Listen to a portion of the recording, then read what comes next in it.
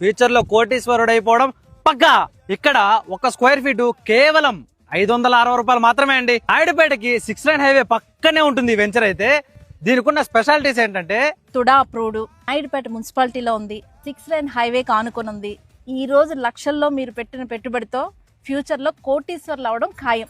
ఇది విన్నారు కదా, మీరు ఇప్పుడు గాన లక్షల్లో పెట్టుబడి పెట్టారంటే ఫ్యూచర్ లో కోటీశ్వరుడు అయిపోవడం పక్కా.